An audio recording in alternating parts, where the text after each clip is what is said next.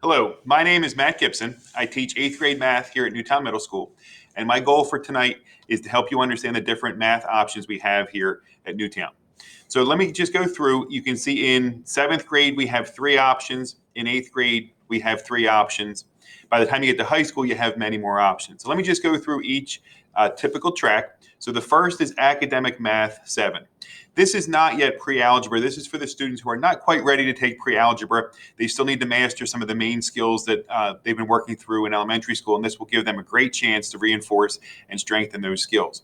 From there, they will then go to pre-algebra in 8th grade, which is a course that will definitely get them ready to take Algebra 1 in high school. So in 9th grade, they would either take Accelerated Algebra 1 or a regular Algebra 1 course, depending on their level of success in 8th grade.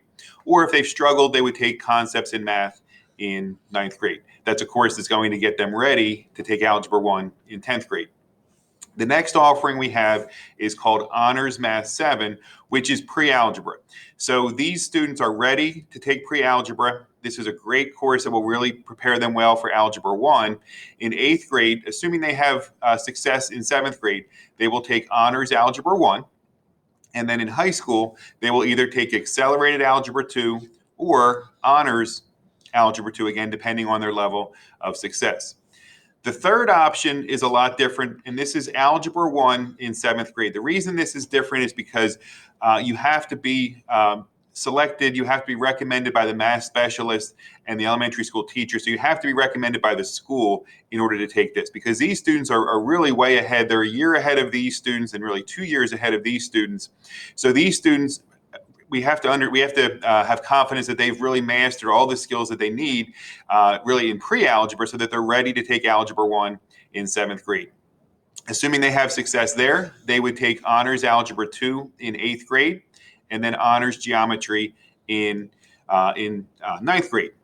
Now, the other arrows on the screen, let me just talk about those. So let's just say a student takes Honors Math 7 pre-algebra, and they struggle, they just really don't quite master the content. This arrow going down here would then indicate that, okay, because they've struggled, they would take Academic Math 8, which would also be pre-algebra again. Now, our goal is never to have a student repeat a course, but our goal is to have them in the course that it best fits their ability and what they've mastered at that point. So we want to challenge them, but we also don't want to frustrate them, and we don't want them to have many, many years in high school of frustration with math because they never really mastered the basics. So that's what all of these arrows are. So let's say this student here doesn't master the content of Algebra 1. This arrow going backwards would indicate that they would then take Algebra 1 again in 8th grade. Now, the one difference between math and the other subjects is that math does get tracked. So as you can see by my colors and the chart and so forth, it's not possible to go to 8th grade Honors Algebra 1 from Academic Math 7. What that means is in the green 7th grade track here, there is no arrow going up to Honors Algebra 1 because these students have not had pre-algebra. So it would sort of be like taking Spanish 1 and then jumping to Spanish 3. You just can't make that jump, and nobody would think that's a good idea. You can't go from Academic Math 7 to Honors Algebra 1 because you have not had pre-algebra. The same holds true here. You can't go from Honors, you can't have Honors Algebra 2 unless you have 7th grade Honors Algebra 1. So you can't go from the blue 7th grade course to the red 8th grade course because you will have not had Algebra 1. Now, obviously, we want everybody to take the highest course possible, like I said, but we also want them to be ready.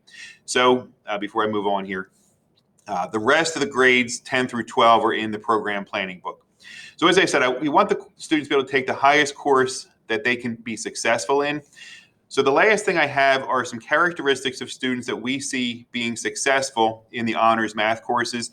Now, the students in the red track, they should have pretty much all of these characteristics. The students in the middle track, the blue track, the honors track, they should have most of these, but these are not all equal. The most important three are really just like the natural math ability. So do you have strong mathematical insight and ability? Do you pick up new ideas quickly and learn difficult concepts the first time? Do you remember concepts if you use them in November? and then we come back and use it again in February.